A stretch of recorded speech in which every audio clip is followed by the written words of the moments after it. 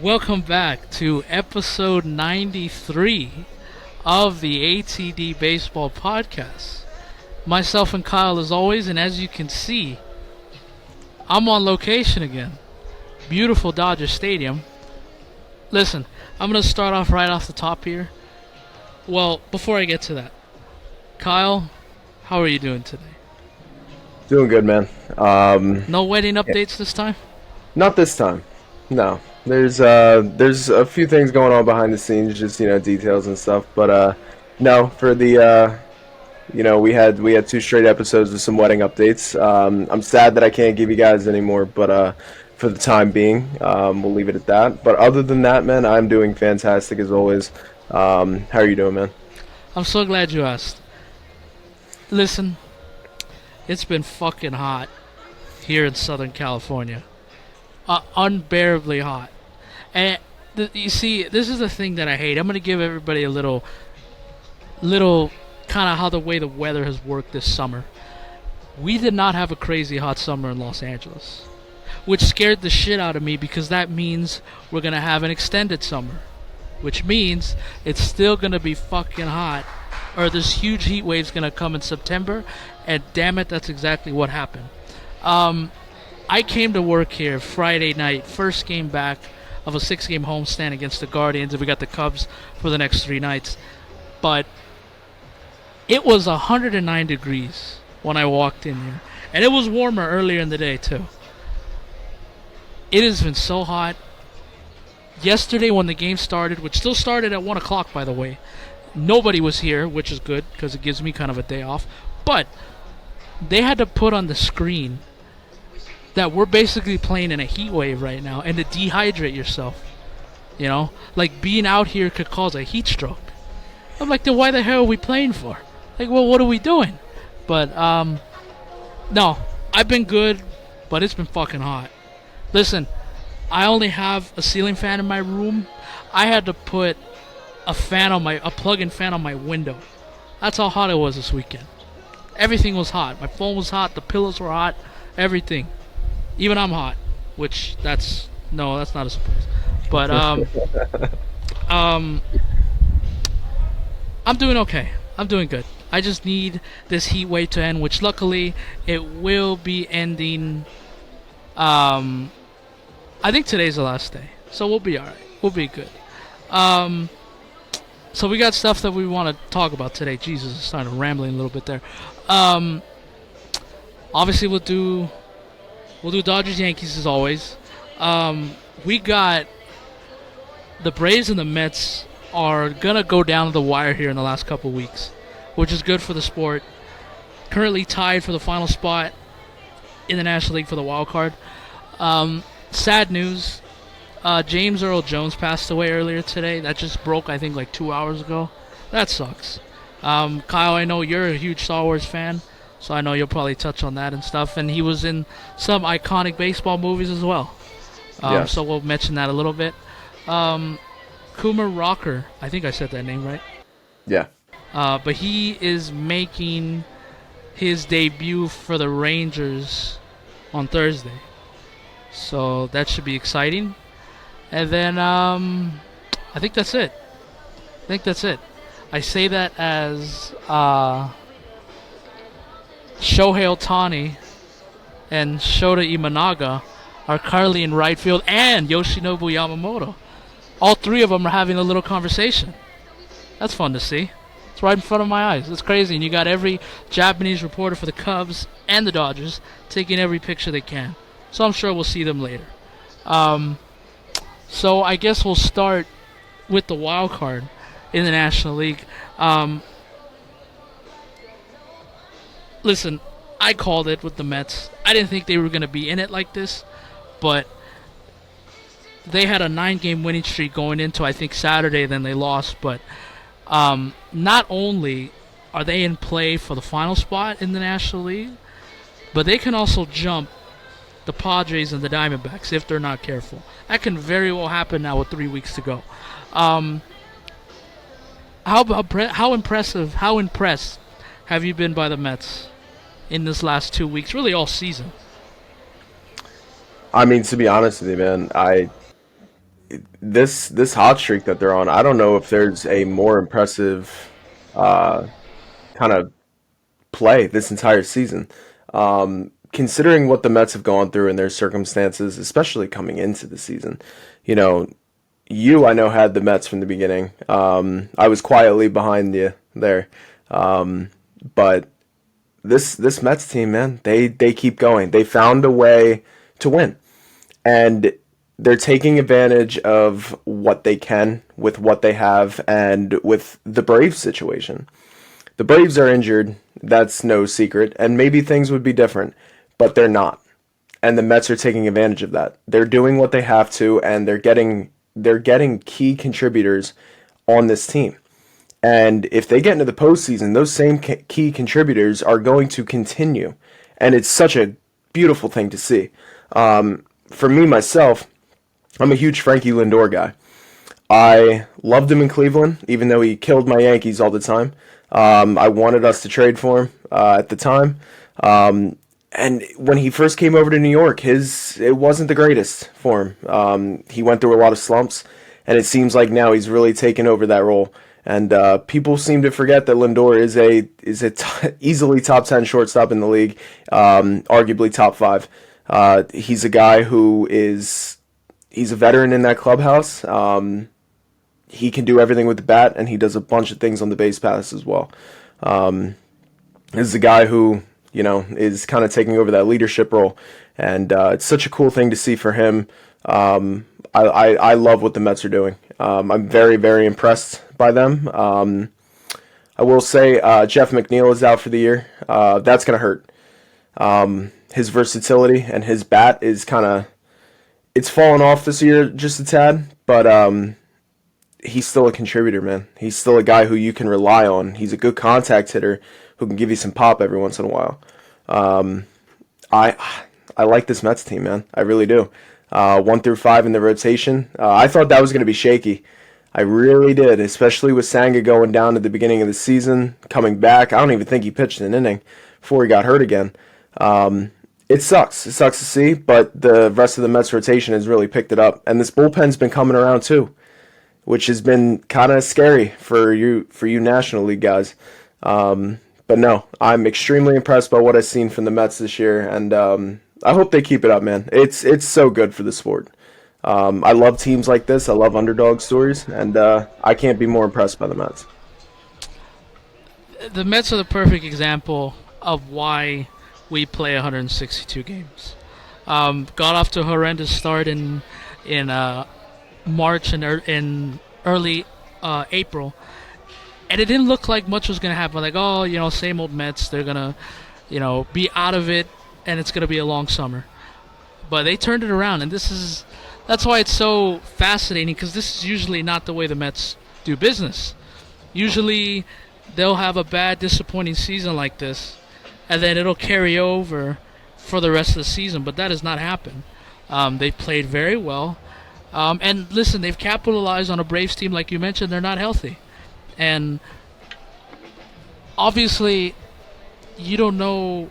It's unfortunate for Atlanta, because I know, we don't want to see injuries. It doesn't matter what team you root for, what team you may not like. You don't want to see injuries. But it's baseball, it's sports. It's going to happen to somebody or to some people. And unfortunately, it has happened to the Braves. And instead of the Mets just crumbling over and continue to lose games, they were able to figure it out this summer. And they had a 9-game winning streak going into this weekend. And they put themselves in a position not just to catch the Braves, but if the Diamondbacks and the Padres aren't careful, they can easily jump them too. It's been San Diego and Arizona flip-flopping pretty much all season for the 2 top spots in the wild card. And then you got this Mets team that's like, hey, don't forget about us. So you can make a very argument that manager of the Mets, Carlos Mendoza, he should be a candidate for manager of the year in the National League. He should be. I hope he gets votes, and I hope he gets considered. I hope he wins the award, because listen, that team could have easily crumbled and never recovered from that bad start in April, but they didn't. And you had every Met fan calling for Mendoza's head and they hadn't even played 50 games yet. So, good for them. I'm glad they were able to figure it out. Now, just don't pull a Mets again and blow this thing. Because listen, now you've got the fans sucked in. You've got them sucked in now. You have to at least make the postseason. If you lose in the wild card round, I think Met fans can live with it, especially how the season started. But I think they're going to be very disappointed. I'm going to be very disappointed if they did all this just to put themselves back in wild card contention and they miss the playoffs again the final week of the season, which they will have a 3-game series against the Braves. I don't know if it's in Atlanta or it's in New York, but they're playing 3 games, I think, the final week of the season, and that's going to determine who's going to get that last spot, and I will be rooting for the Mets. 100%.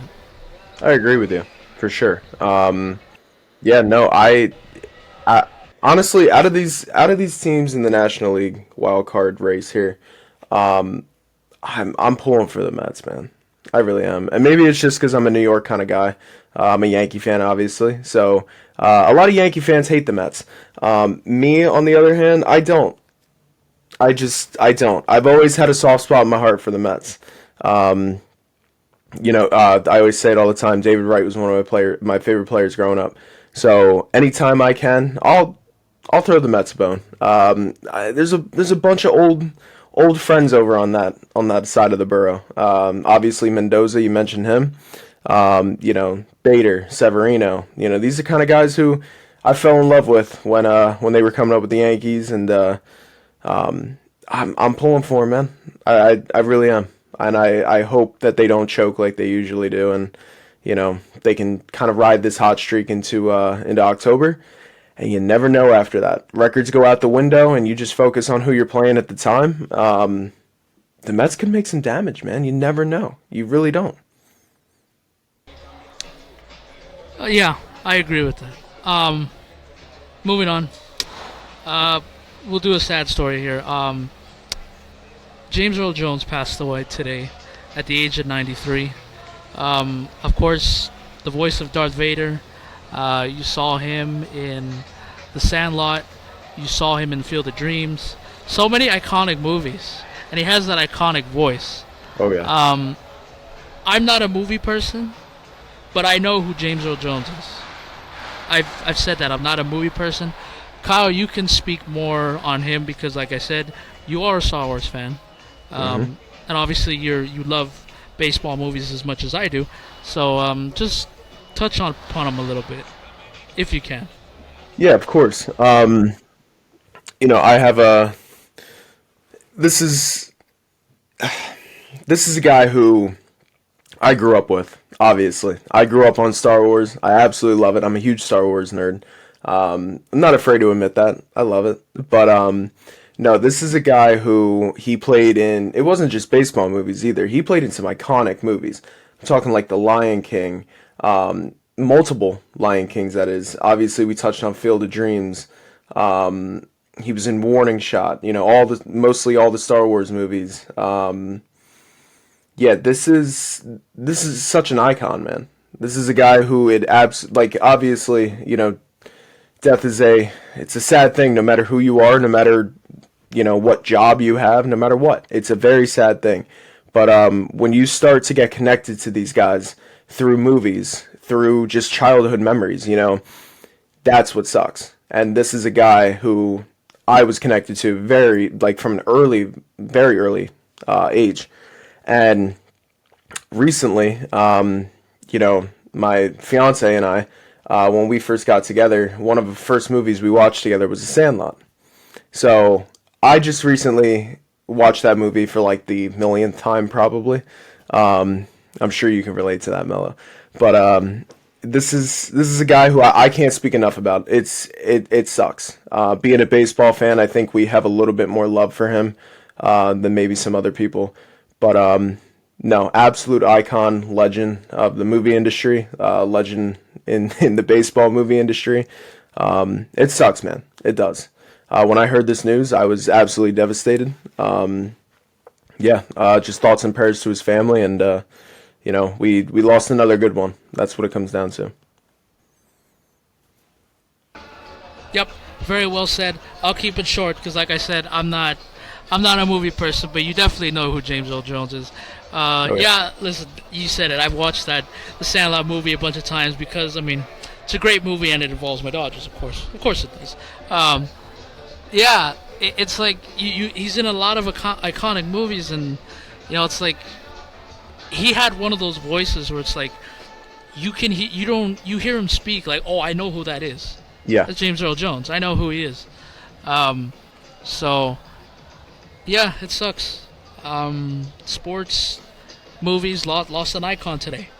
If we throw that term around loosely, icon, legends, goats, but James Earl Jones he's one of them. Oh, yeah. He's one of them. Like that's no mistake. He is one of them. So sad, condolences, prayers to his family. Lived a great life, man. Oh, yeah. 93. Shit, I'll sign up for 93 right now. Oh, If you yeah. give me 93, I'll sign up for that. But again, thoughts and prayers to his family. Moving on. Kumar Rocker. Again, I may hopefully I didn't butcher that name. Making his debut for the Texas Rangers on Thursday. He is the second number 2 prospect according to MLB Pipeline, and he will be making his debut. And he was also the 3rd pick just in the draft 2 years ago, which is kind of crazy to me because I was at that draft in 2022. How did I miss that?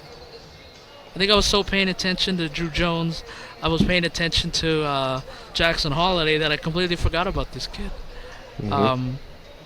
I'm excited. Listen, the Rangers, I think it's safe to say that they're not going to repeat as champions this year, which sucks, but hey, I don't think the Rangers fans care right now. Listen, they finally got over the hump and got their first World Championship. I think they can live a season of missing the postseason. Do you want to repeat? Do you want to defend your championship? Absolutely.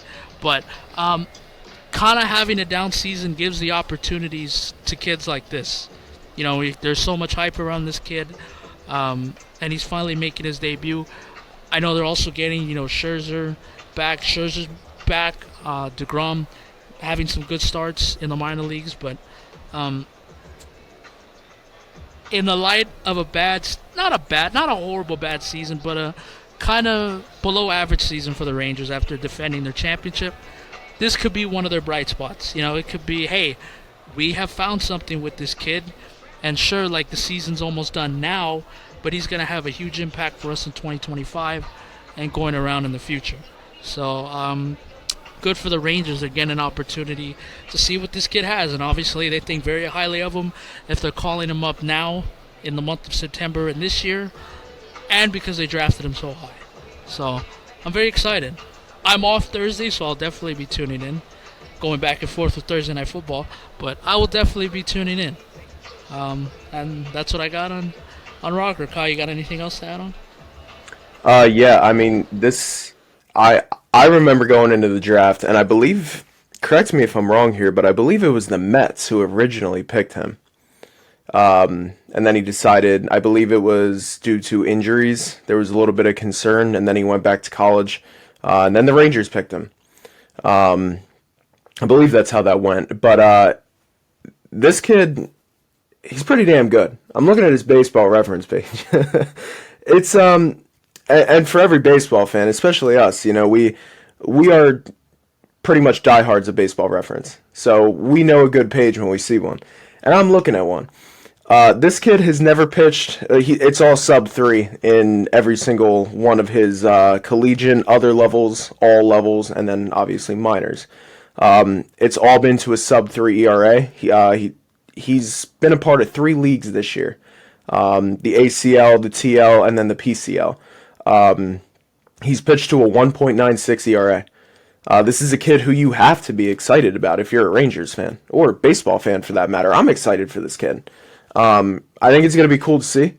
I'm excited to see. Obviously, he's jumping, man. It's going to be a big leap from where he was just pitching. But I still, this is a debut that you're going to want to see. I will definitely be tuning into his debut because I watched this kid in college. You know, he pitched at Vanderbilt, obviously, and he was a joy to watch, man. And I think what's a little bit more exciting to me is, yes, they may be past their primes, but he's gonna be around some pretty damn good pitchers with Scherzer and DeGrom on their way back. With them two, I mean, if Rocker can just pick their brain a little bit, I mean, that's gotta be a hell of an opportunity for him. I think it's gonna be cool, man. And I mean, even the other veterans on this staff, he can learn a lot from a guy like John Gray. He hasn't been the most exciting pitcher in the league, but he's also been a guy who has been consistently a a reliable starter in any rotation he's ever been a part of. So no, I'm extremely excited for this, and I hope it goes well for him because I'm excited for this kid. I think his potential is oozing. I agree, and you want to throw another pitch in there, Nathan Eovaldi. Guy's a Yeah, big game there we go. pitcher. Yeah, He's won 2 World Series with the Rangers and obviously the Red Sox, and he can teach you how to come back from 2 Tommy John surgeries and be successful. Because listen, yep, every pitcher now throws over 100, and sure enough, it's only a matter of time when their arm's gonna break. So yeah, Nathan Eovaldi can teach you that. But yeah, that kid needs to be a sponge to guys like DeGrom and Max Scherzer because they're the guys. They've been around for a while. They know what it takes to be great. So definitely that kid should be a sponge, and I'm like you. I'm excited. Last thing here, then we'll call it a day and get out of here. Dodgers Yankees. So usually I start with my Dodgers, but today I'm gonna let you lead off and start with your Yankees. Go for it. yeah. We got some pretty damn big news here. I was coming into this episode a little wary, not sure where I was. I was on the scale with the Yankees because they've been just playing kind of meh to me. They've been kind of just floating there at the top of the AL East with Baltimore. Not really taking advantage, and neither is Baltimore. So we're kind of at a standstill here. And I said this a few weeks ago. I think it's gonna. I believe I said it last week, actually. It's gonna come down to that final series to determine this division. And today, the Yankees actually finally answered all of our questions and called up Jason Dominguez, who's our top prospect, obviously. I've talked about him before, so I don't have too much to say, except for this was the right choice. You want the best players on your team coming into September and then obviously going into October. And Jason Dominguez is one of those players. He deserves to be here. I'm sorry, but when you have Trent Grisham and Alex Verdugo playing, there's no reason why Jason Dominguez can't get some ABs. And I had posted it on our Instagram today. That Brian Cashman, he said he's gonna get consistent at bats. So this isn't just a platoon role. We're gonna see Jason Dominguez in this lineup. We're gonna see him all of September and probably some of October as well. This kid's finally getting a shot. He got it last year, but then he got hurt. So this year, right now, I believe he's actually on deck as we speak. But no, I'm excited for this kid. I've been excited for him ever since I saw that we drafted him. No, I mean this is what we want. This is what needs to happen. You need to have the best players on your team to gear up for a postseason run. And with the Yankees, you kind of need all the help you can right now. Especially when you're not taking advantage of what's basically right in front of you with the AL East. So, no, I'm super excited for this kid. I've been for years. I just really hope that Booney keeps him in that lineup. I understand he might struggle jumping from any minor league level to the majors. It's going to be a struggle for anybody. I don't care who you are. I don't care what kind of prospect you are. So I get it, but he needs those consistent ABs to be able to flourish into a role that we want him to. Pairing him with Judge and Soto in the outfield, I mean, you really can't ask for more. That's what you want, and that's what we have now, and we'll see where it goes. I'll have some more thoughts for you next week. But no, that kind of drowned all my sorrows away with the Yankees, and hopefully we can look forward here. Pitching staff's doing well. Garrett Cole looks great, just in time for the postseason. Judge continues to do his thing. Soto doing his. I'm glad that they finally made this move because it was the right one to do. I'm super excited for it, and I can't wait to see what happens. And Clay Holmes is no longer your closer. No. Which, I mean, is a bad thing because you now have a closing issue now. We've had a closing issue. That's the thing. And it was right in front of you. Most blown saves in the league. This is a guy who we consistently throw out there in the ninth inning, and I don't understand why. It's been a carousel of questions with Clay Holmes, and even when he was doing good in the beginning of the season, I said it to you always, that no matter when he came in, even though his ERA was great, even though his pitching, his stuff was electric, always found a reason to give us some sort of like uneasy feeling. And every time he comes into pitch, that's how I feel. And it all makes sense. He leads the league in blown saves. I believe he has 11 or 12 right now. But this is a guy who can't consistently be in that role. I'd rather do the whole carousel thing than consistently put Clay Holmes in there and then blowing saves left and right.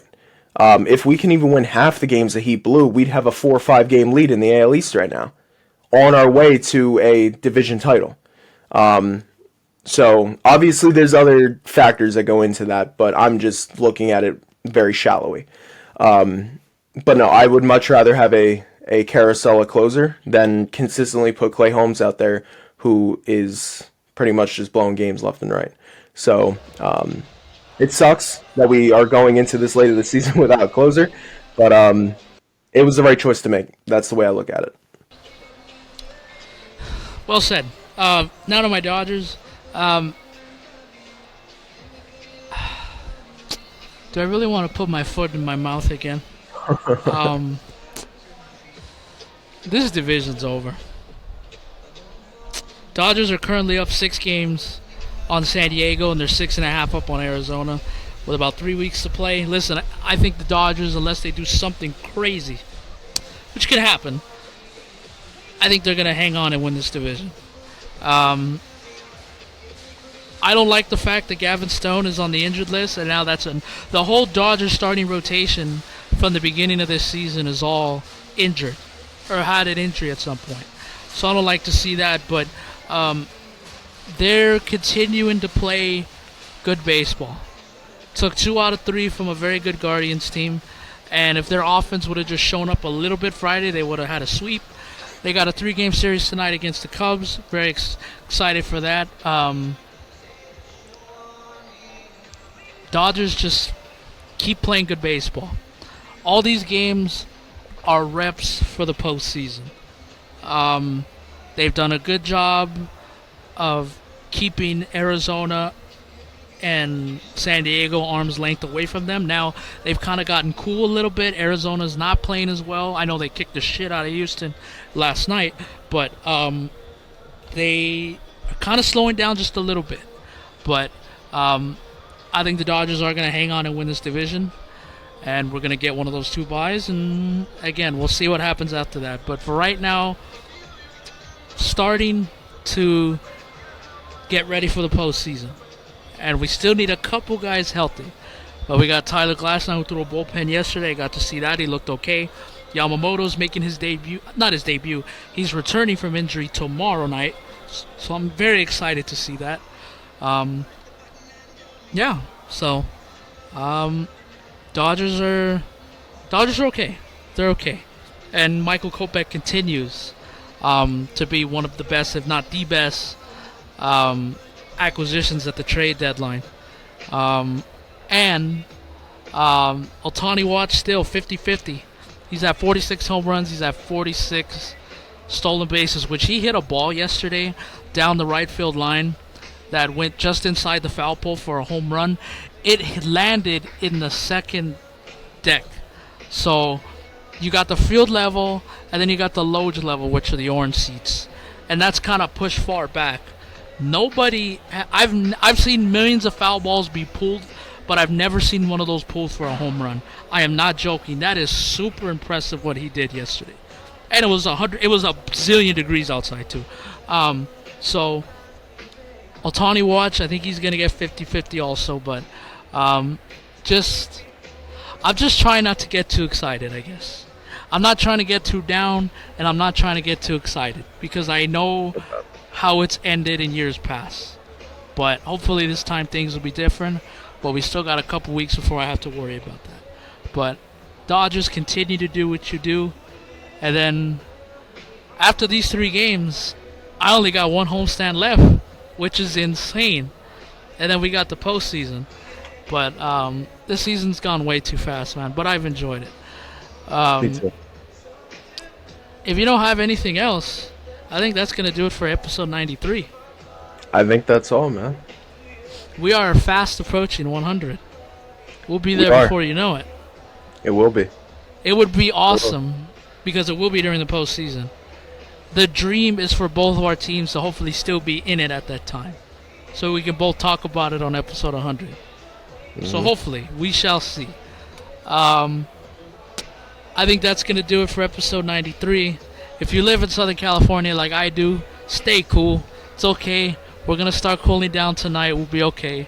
We made it through this little heat wave. If you're on the East Coast, you suck. I heard it's been nice and cool out there. It really has been. Fall is, I guess, approaching early this year.